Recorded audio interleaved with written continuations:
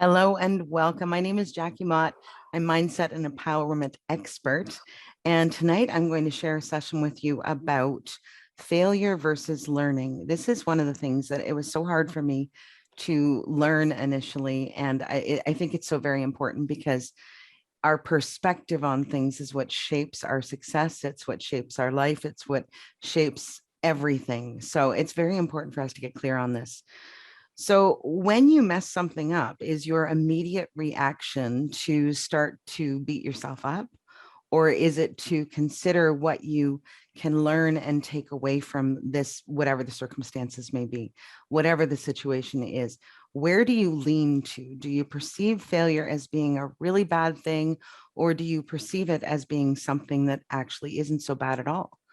So we're going to work on that tonight. And hopefully by the end of my presentation, you're going to have the perspective that failure is actually a good thing. And I know that might be a stretch, but just stick with me and we'll do our very best to get there.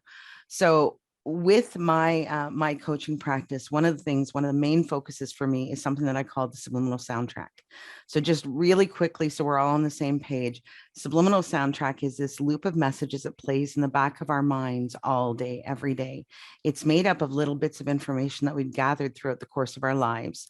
Every conversation we've ever had, every relationship we've been part of, every lesson we've ever learned, every single experience gives us little tiny bits of information that we store back there on that subliminal soundtrack.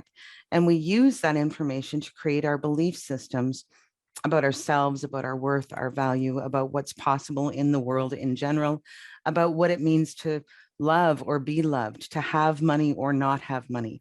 All of our belief systems are tied to these messages. They're playing on that loop in the back of our minds every day.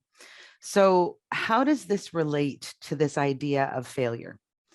If you believe this part, this is ick for me.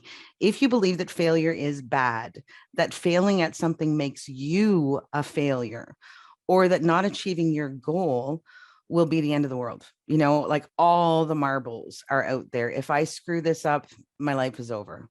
Right? If you have that sort of belief system, then you're going to avoid taking chances because the risks are there and that will create fear that will stop you. If you believe, though, that failure is a necessary part of learning, that the best teacher is experience, or that taking calculated risks and chances will help you move forward, then you will be in a completely different place with this idea of failure. Because here's the thing, when we fail, we learn. It is one of the very best teachers. So let's get into some of this idea stuff. I'm going to give you a quote. This one's from Robert Kennedy. Only those who dare to fail greatly can ever achieve. Do you see what I'm saying? Tie it together. Only those who are willing to fail can ever really achieve anything. Isn't that amazing? It's the mindset. So I want to share with you some stories just from my own personal life, and that will help you to sort of tie together how I've arrived at this place where I actually look at failure and go, okay, what do we do? Can we fix it? What did I learn? What will I do better next time? So the one that I want to really focus my attention on right now is business. So I started a bookkeeping business in 2000. So that's 21 years ago.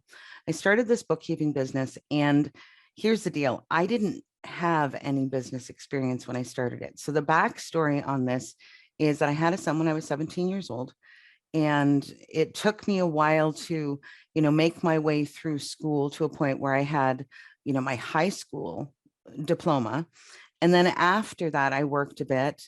And then I ended up losing a job that I thought, it was that all the marbles that I just talked about, that thing. It was the perfect job, and I lost the job. So I went back to college and I got a diploma. It was in business admin with a focus on accounting. And when I completed that program, I took the first job that came my way, and I worked that for a while. But there was some stuff going on in the family that made it impossible for me to work a 40-hour week. There were interruptions, there were appointments, there was, illness, there was all kinds of stuff going on. And so for me to juggle the necessary things within the family unit, I could not work a regular 9 to 5 job. So I sat with that for a while. And what I decided was, hey, I've got this skill, this bookkeeping thing, this accounting thing. Why don't I start a business? Because then I can work my own hours and I can make my schedule work around the things that I need to do for family. And it sounded like a wonderful idea in theory. But then I got out there and I started to work at this business, and without any real support, without any knowledge of what it took to run a business or to start a business or to sell my services or to price my services, without all of that knowledge or experience, and without a support system in place to help me figure out how to do that, what happened was I kept on starting, getting frustrated, getting, into that place of I can't do this, falling flat on my face. And then I'd go find a job for a little while, and then that wouldn't work out because of the family commitments. And then I would go back and I would try to start this business again. And so that became a bit of a cycle for 3 or 4 years. Now, at that point, we moved to another city. I got a job in an office doing the same sort of skills that I would have been doing in the business. And I worked that for a while. But you see, we still had family stuff. We still had stuff going on. And for me to manage that 9 to 5, 40-hour work week was still almost impossible. And it became too much. And it came to the point where I tried to start this business over again. And the same thing happened. The same thing happened. I went out there, I hung out my shingle, I did the best I could, and I fell flat on my face. Now, after that happened, we moved to another province. We moved to Alberta.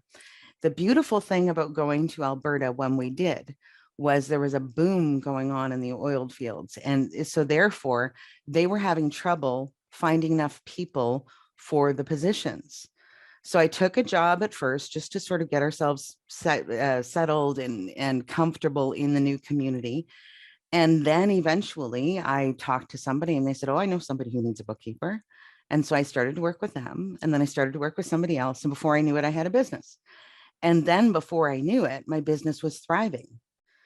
So out of these failures, the 2 first cities that I had tried to start this business in, now all of a sudden I have this opportunity where things are growing, and this is wonderful. This is crazy. And I don't need to take a job. I just need to keep working. This is wonderful.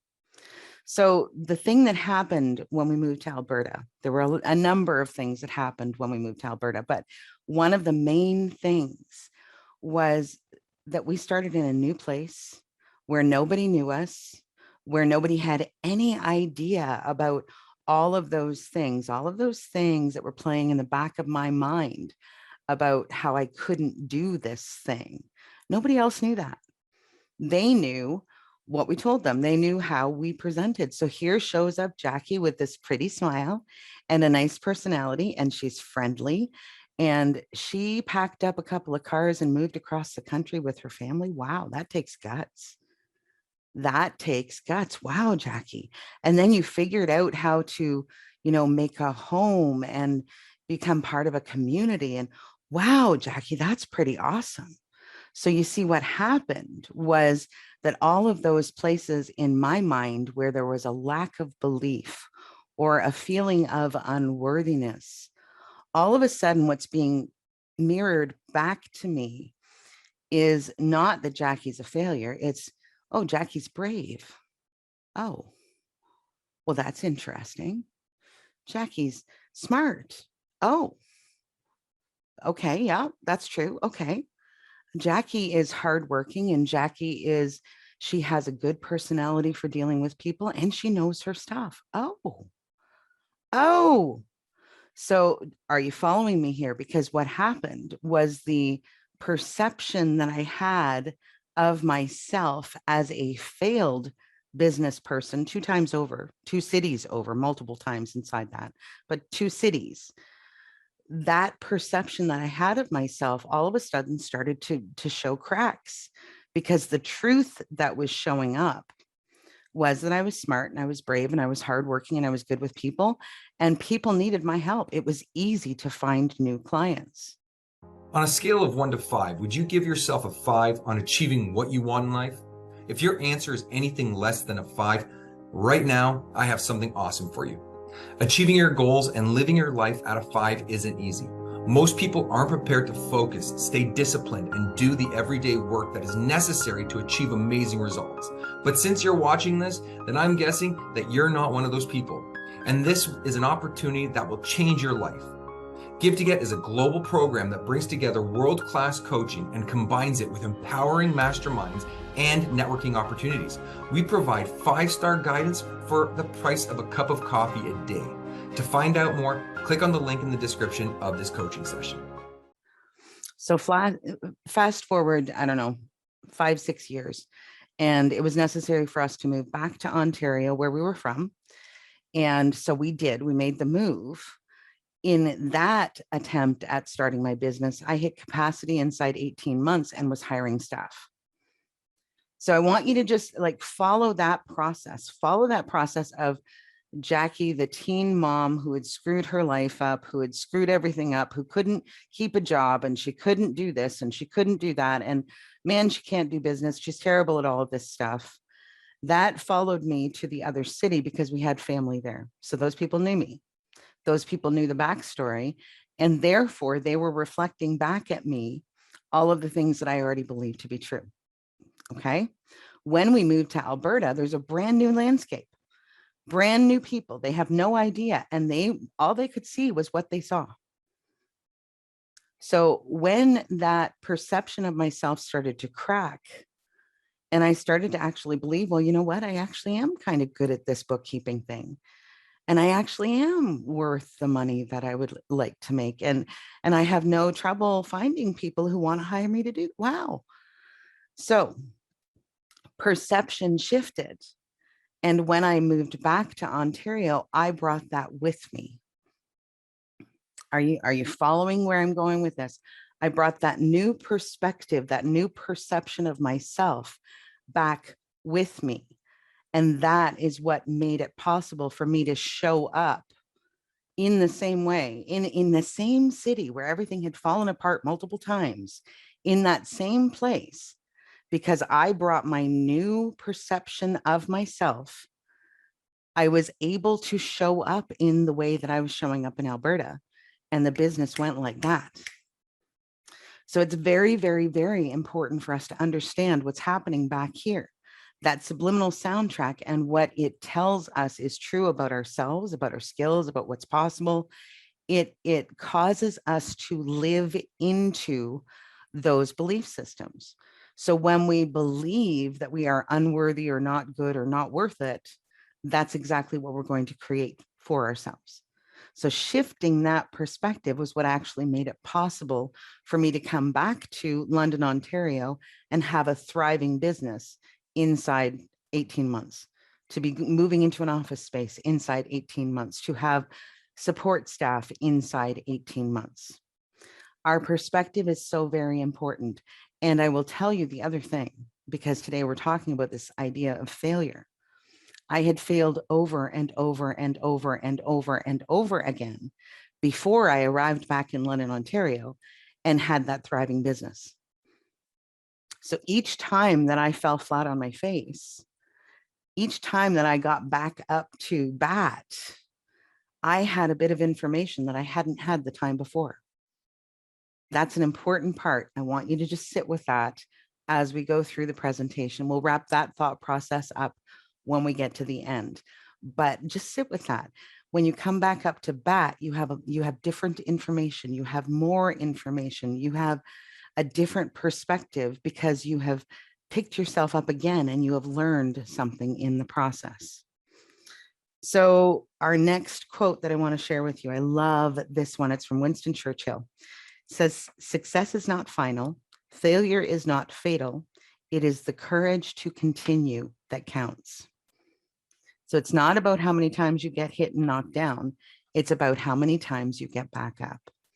It's a very important mindset to carry around with you.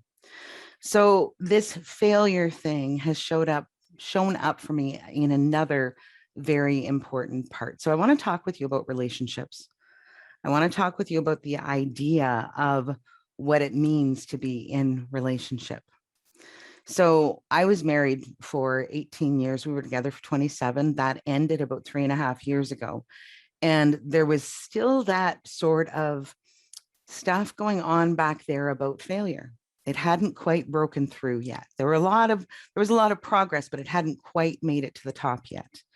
So when that happened, I was very invested in the relationship, in the marriage, in the idea of till death do us part, in the idea of we made vows and promises to one another. This is not okay. All right. So as I have gone through my healing process after that happened, it's been very interesting to me because I've started to perceive this idea of relationship, of marriage in a very different way.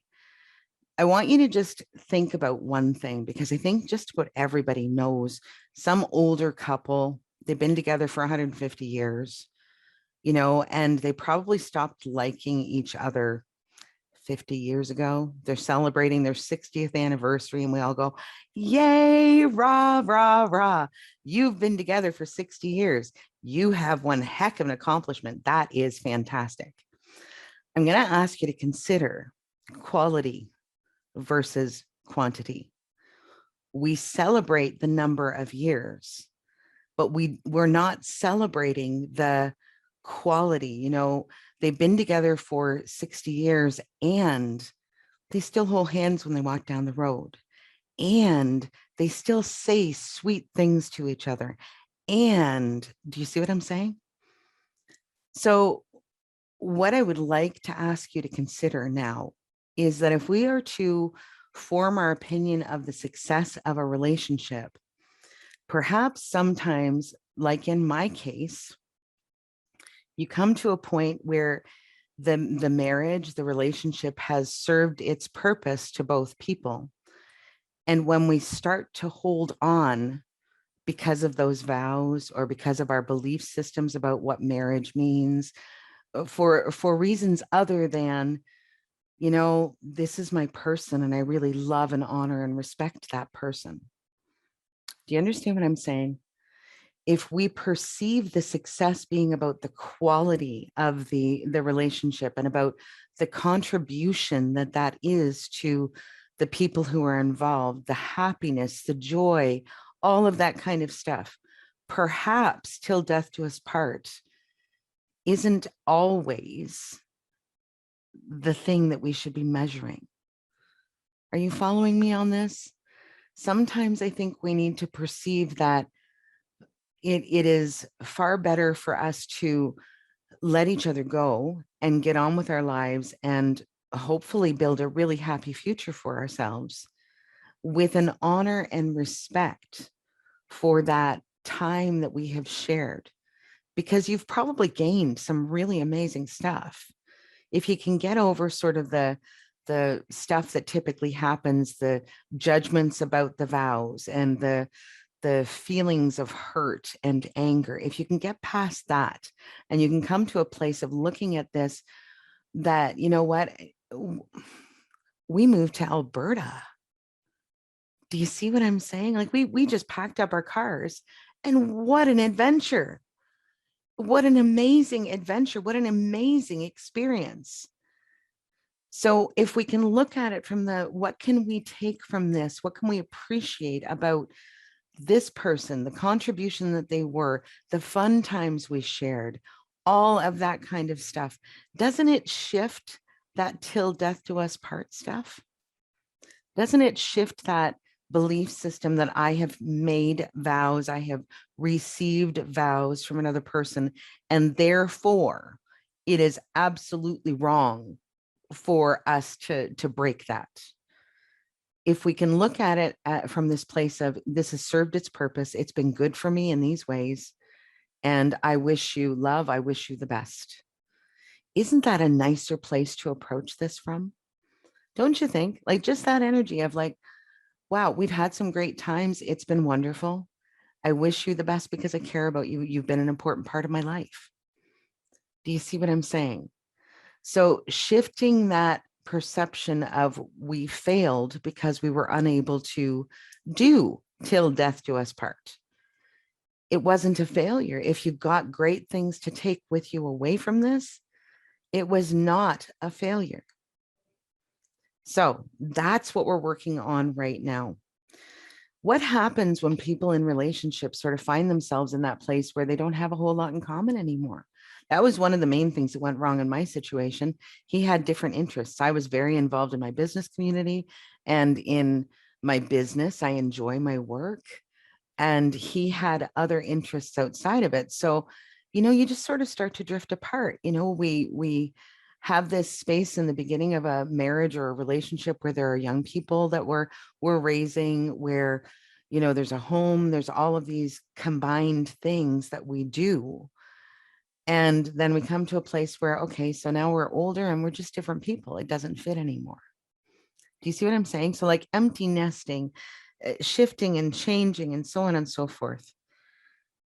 So if we continue to function from those judgment places of this is wrong because, then we will continue to wrap ourselves up in this place of failure equals bad. Failing at this thing makes me a failure. And that was one of the really hard things to shift for me in that particular circumstance. It was very hard for me to shift that thing. And it's so wonderful when we get a little bit of space and we can start to perceive things from a different place. How you perceive things, it's going to be true. One of the things with the subliminal soundtrack that I say all the time is what we believe to be true will be true for us, even if it's based on completely incorrect information. Did you get that? What you believe to be true will be true, even if it's not. Perspective, perception is everything. So we're talking about failure. I would like for us to shift gears and start to talk about success. So I have another quote here. This one is from Jenny Fleiss. It says, embrace failure.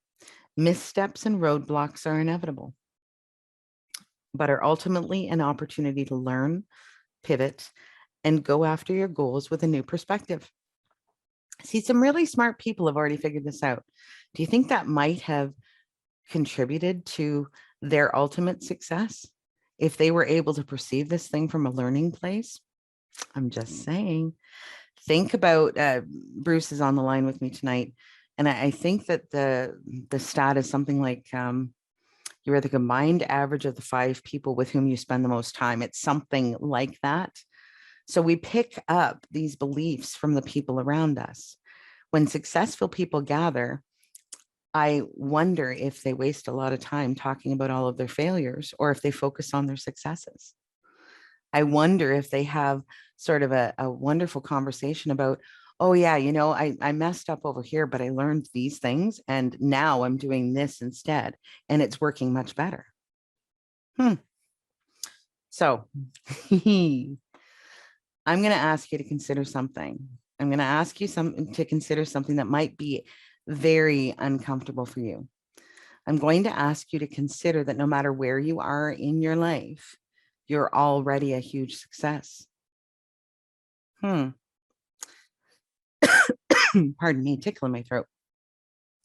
If we measure success by whether we've accomplished what we set out to accomplish, rather than by the house we live in or the car we drive or the number attached to our bank account, what does that really look like? It's very important for us to be honest with ourselves in this. This is between you and you. So as you are considering these things, maybe you want to write some of this stuff down. Maybe you want to write some of the thought processes or the things that are coming up for you as we go through this, because it's sort of a bit of an exercise here. So what have you really set out to accomplish?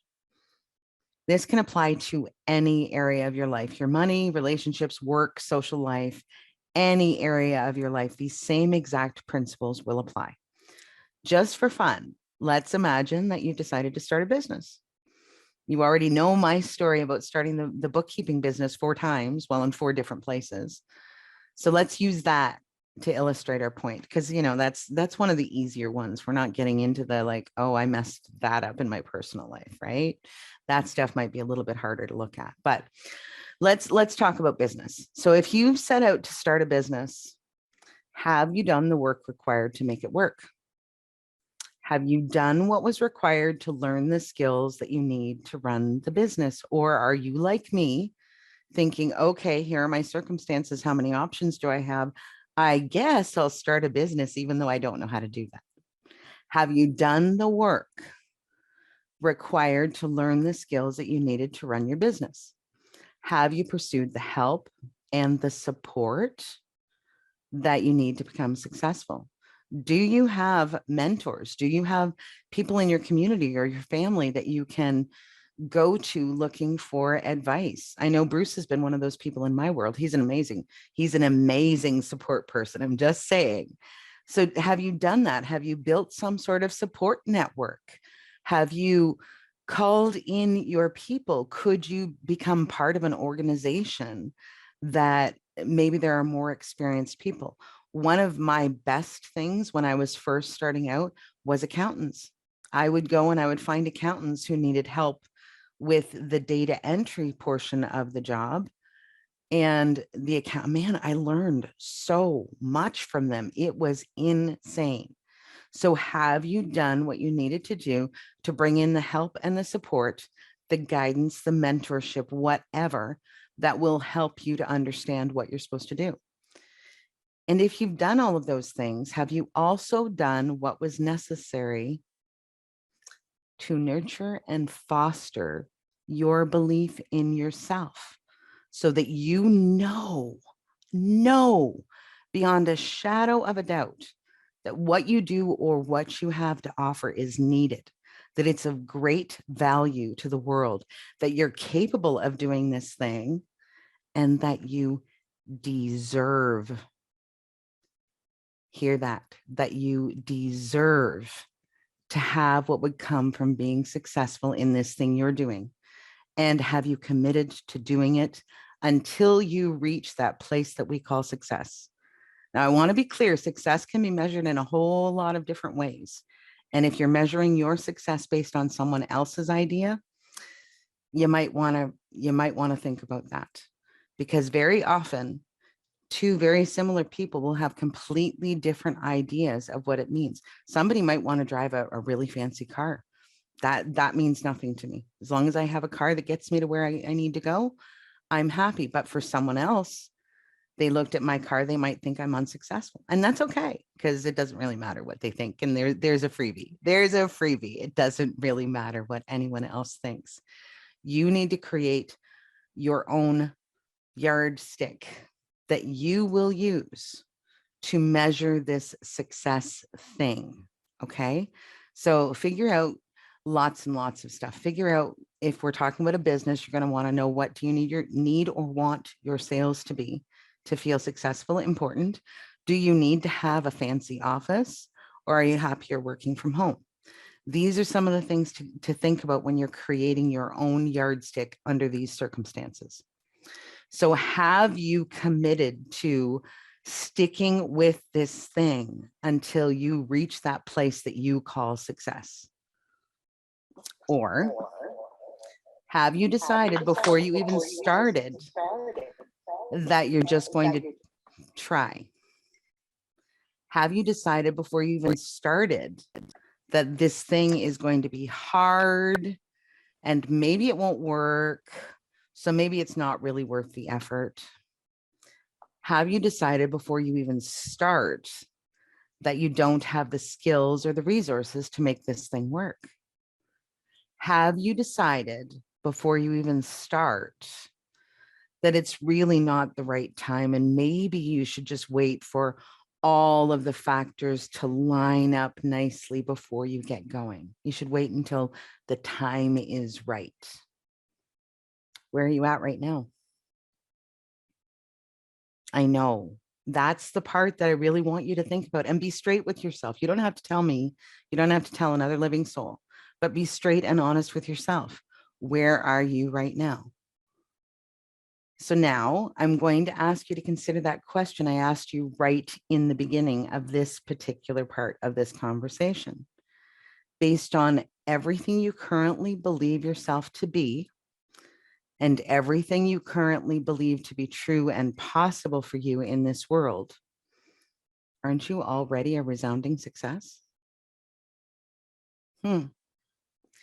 If you believe that you should wait until a better time, or when you have the money or the connections or whatever that thing is that you need so you can make it work, and you're still waiting, isn't that successfully carrying out that belief? If you believe that you're not smart enough or pretty enough or funny enough or capable enough to create the life you desire, and you still don't have the life you desire, isn't that successfully carrying out that belief? If you believe, and this one is ouchy, but if you believe that you don't deserve happiness or strong supportive relationships or financial comfort and security, isn't your not having those things actually you're successfully carrying out those beliefs? So if any of that stuff is true, you've actually already created successfully exactly the life that supports the beliefs you hold. Now I'm going to ask you one more question. If you've already successfully created the life you have to line up with the belief systems you carry on your subliminal soundtrack, what kind of life could you create if you changed some of those messages?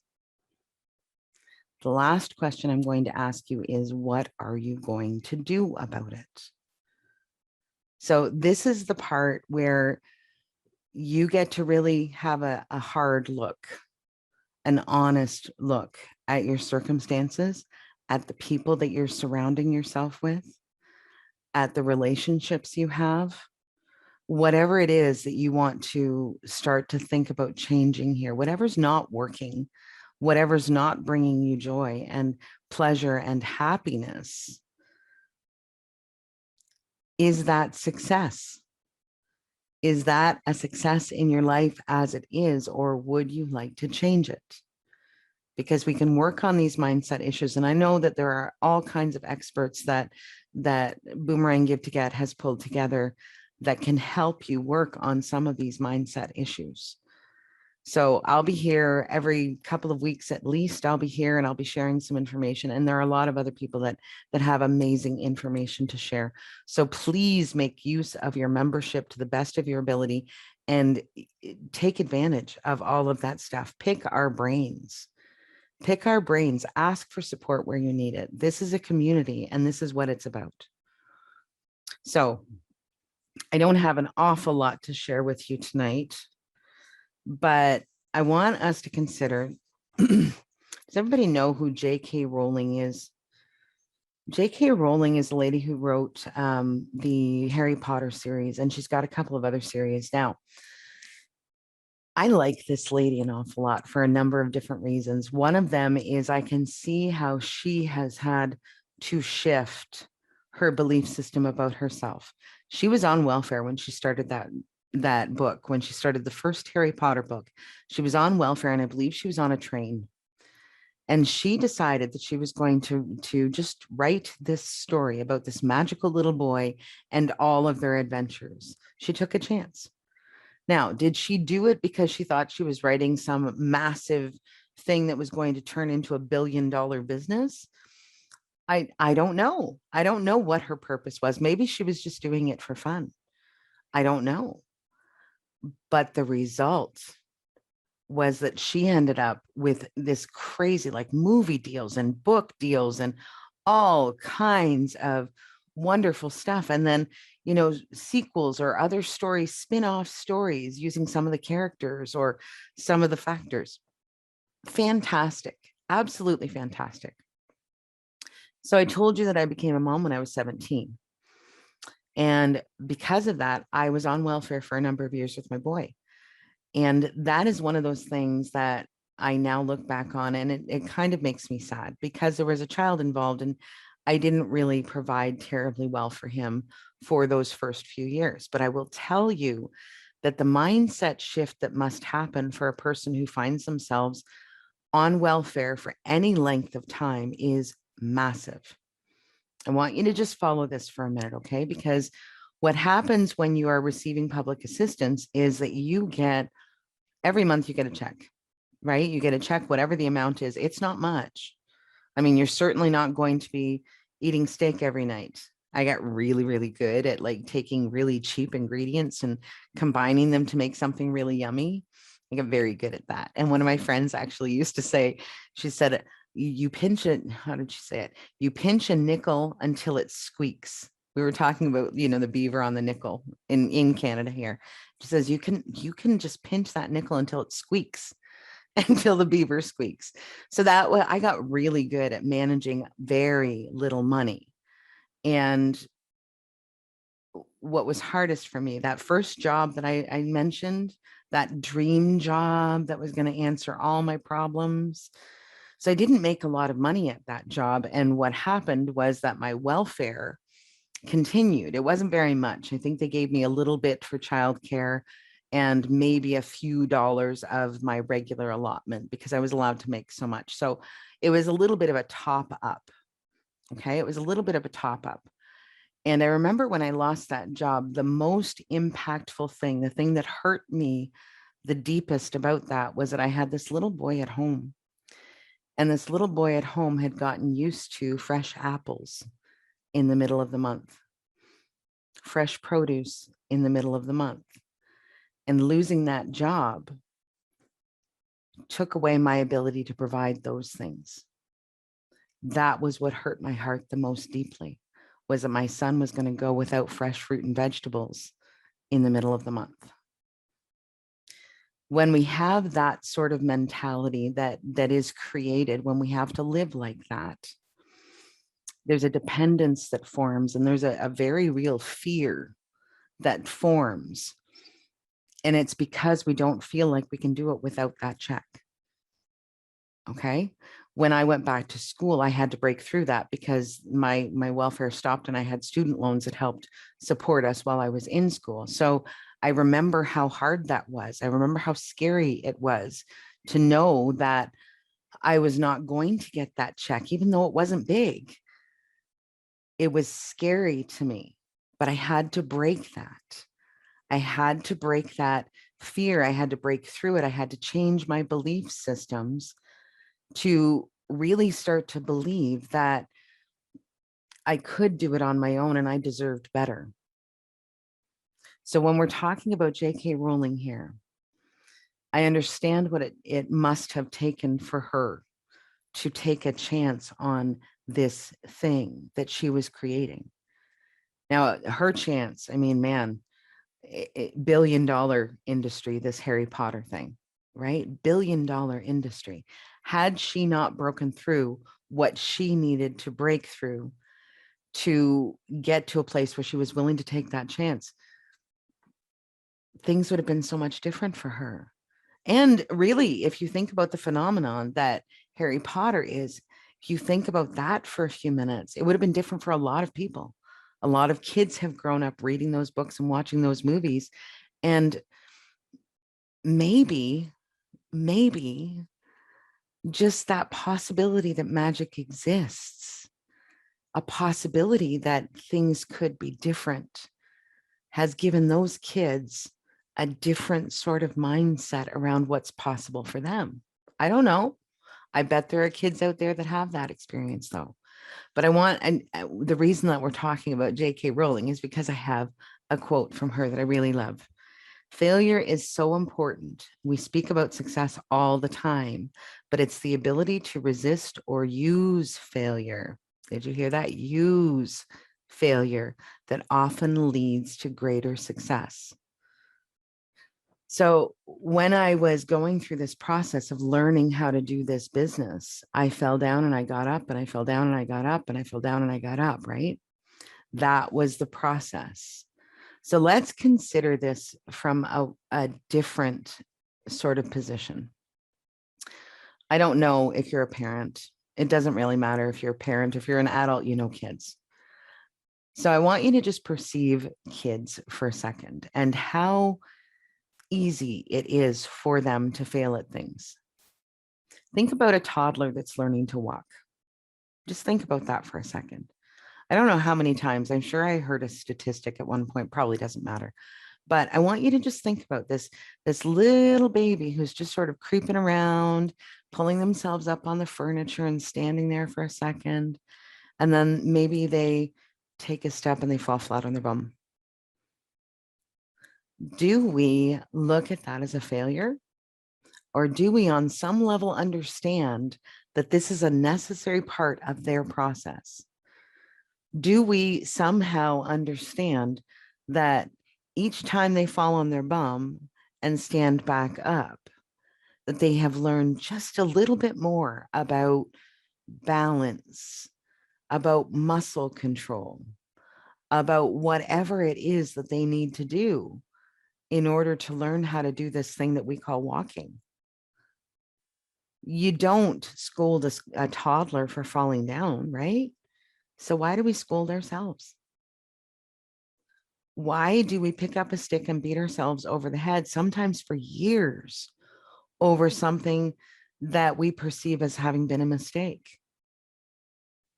It's very important for us to start to understand that each mistake that we make is an opportunity for us to learn.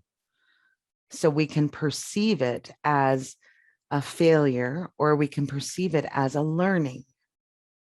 And when you perceive it as a learning, you are going to open up so many more possibilities for yourself.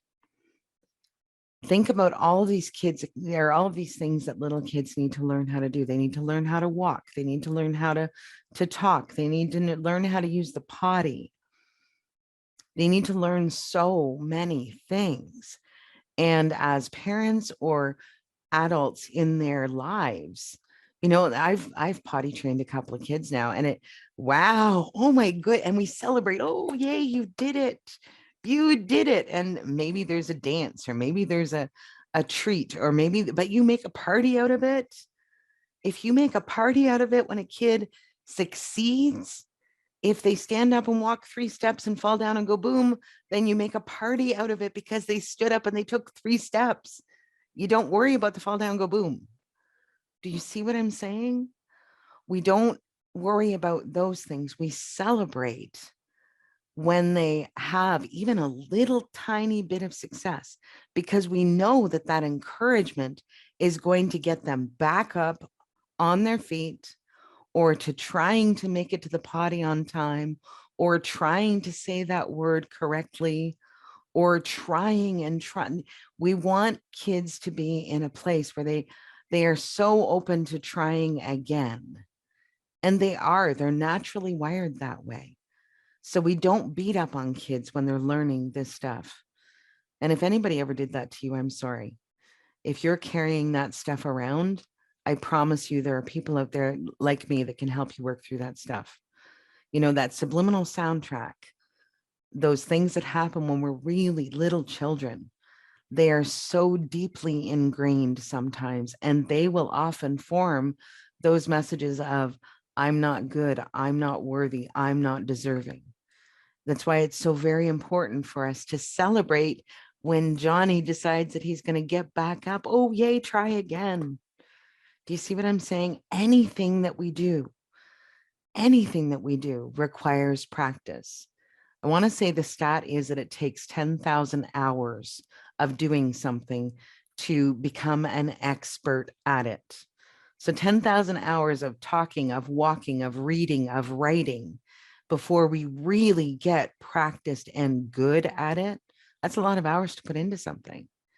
And you can bet your bottom dollar that at some point in that process, you're not going to do so well. Something's going to happen. Maybe you're going to have a test in school and it's not going to be a good mark, but you have to come back and do it again. Right? So when we perceive that thing, that failure, as an opportunity for us to learn so that we can do better next time, it makes us much more open to taking that risk next time. It makes us much more open to starting that business again when you move to a new province. And man, if I hadn't done that, I don't even know what would have happened. I wouldn't be here with you. I would lay money on it. I would not be here with you tonight. So when we fall down and we get back up, what can we bring with us that will give us, just like that toddler, a little bit better muscle control, a little bit better balance, a little bit, it adds to the experience, it adds to the learning. Bruce is famous for saying, inch by inch, it becomes a cinch. I will never forget that. We've known each other for a few years. He hasn't actually coached me or facilitated me in a class for a long time, but I will never forget those words because he said them over and over and over again.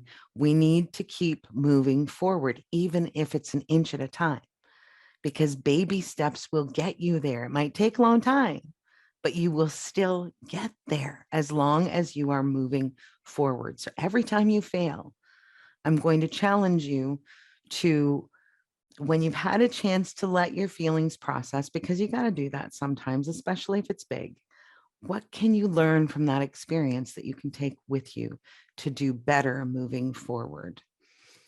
So there's another area where this is really, really important, and that is in the coaching world. I'm thinking about like sports coaches right now. So you can take a kid that is good at something and you can help them develop that skill level, can't you? You can help them learn a little bit better. I'm thinking about like a batting coach. A batting coach focuses on your swing, for example, right? So they're going to focus on where are your feet? Where are your hands on the bat? How do you move your body when you swing to hit that ball? What is your focus? Where are your eyes focused? All of that kind of stuff. All of those little tiny things are part of this thing that is batting, right? So when a coach is working with a young person or an athlete, I'm sure even in the professional leagues, I'm sure that there are people that spend a great deal of time and probably a great deal of money on this idea of how are your feet positioned? How are you swinging that bat? The golf swing, right? We hear people talk about that. If you could, make your swing, I don't know, I hear these pitches sometimes online, but if you could improve your swing by 20%, what kind of a difference would that make? So there are people out there who do this. They actually look at positioning your body in the right way, right? So what if we could just drop this idea that we need to be perfect? What if we could drop this idea that failure is a bad thing? What if we could actually start to look at ourselves and those mistakes, those things in a completely different light? What if you could perceive that had it not been for that thing that seemed like the end of the world at that time, maybe this wouldn't have happened and that wouldn't have happened and that wouldn't have happened and that wouldn't have happened. And oh my God, I wouldn't be here. I wouldn't be here right now.